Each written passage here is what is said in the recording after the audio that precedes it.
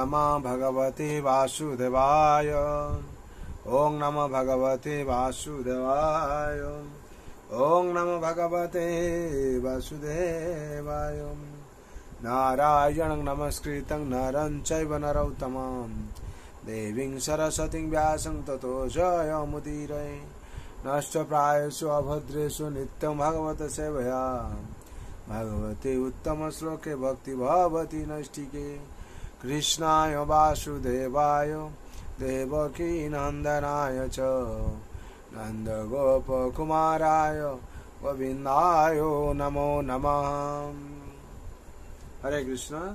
श्रीमद् भागवत स्कंद 10 अध्याय 4 श्लोक संख्या 42। सही सर्वसुराध्यक्षो यासुरद्दीर गुहाशयम् तम मूला देवता सर्वा शेश्वरा सचतुर्मुखाम् तय वै तद्याधोपायो सदृशिनां विभीषणम्। শব্দের বলা হচ্ছে স মানে সে বিষ্ণু হি বস্তুত পক্ষে সর্বসুর অধ্যক্ষ সমস্ত দেবতাদের নেতা হি বস্তুত পক্ষে অসুর দৃঢ় অসুরদের শত্রু গুহাশয় সকলের অন্তর্যামী পরমাত্মা তৎমূলা তার শ্রীপাদ পদ্মের আশ্রয় গ্রহণ করে দেবতারা বেঁচে আছে সর্বা তারা সকলে স ঈশ্বরা শিব সমেত স চতুর্মুখা এবং চতুর্মুখ ব্রহ্মা অয়ম এই বই বস্তুত পক্ষে তৎবধ উপায় তাকে বিষ্ণুকে বধ করার একমাত্র উপায়। যত যা ঋষি নাম ঋষি মহাত্মা অথবা বৈষ্ণবদের বিভীষণম নির্যাতন বা হিংসার দ্বারা। অনুবাদ সর্বন্তর্যামী সেই বিষ্ণু দৈত্যদের পরম শত্রু এবং তাই তাকে বলা হয় অসুর দৃঢ়। সে পরমেশ্বর এবং ব্রহ্মা সহ সমস্ত দেবতাদের নেতা এবং তারা সকলে তাকে আশ্রয় করে। বর্তমান ঋষি মহাত্মা ও বৈষ্ণবরাও তার উপর নির্ভর করে থাকে। তাই বৈষ্ণবদের হিংসা করাই বিষ্ণুকে বদ্ধ করার একমাত্র উপায়। তাৎপর্য দেবতা এবং বিশেষ করে বৈষ্ণবেরা ভগবান শ্রী বিষ্ণুর বিভিন্ন অংশ, কারণ তারা সর্বদাই তার আজ্ঞা পালন করেন। ওং তদ্বিষ্ণু পরমম পদম সদা পশ্যন্তি সুরেয়। কংসের আসরিক অনুচরেরা মনে করছিল যে যদি বৈষ্ণব মহাত্মা এবং ঋষিদের উপর অত্যাচার করা হয় তাহলে বিষ্ণুর দেহ স্বাভাবিকভাবেই ধ্বংস হয়ে যাবে। তাই তারা বৈষ্ণবদের প্রতি হিংসা করতে স্থির করেছিল। অসুরেরা সর্বদাই বৈষ্ণবদের উপর অত্যাচার করার চেষ্টা করে, কারণ তারা চায় না যে বৈষ্ণব ধর্ম প্রচার হোক। বৈষ্ণবরা কর্মী জ্ঞানী এবং যোগীদের অনুপ্রাণিত না করে কেবল ভগবত ভক্তির প্রচার করেন। কারণ কেউ যদি জড়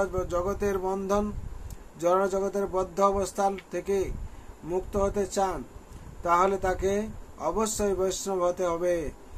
আমাদের কৃষ্ণ ভাবনামৃত আন্দোলন এই তত্ত্ব দর্শনের দ্বারা পরিচালিত এবং তাই অসুরেরা সর্বদা তা দমন করার চেষ্টা করে। হরি বল। এখানে বিশেষ করে আমাদের 42 নম্বর শ্লোকের তাৎপর্য সম্পূর্ণ হলো। বিশেষ করে এখানে কি বলা হচ্ছে যে কংসের অনুচররা এই বিচার করছিল যে কি বৈষ্ণব ঋষি ব্রাহ্মণ এদের যদি হত্যা করা হয় তাহলে কি হবে,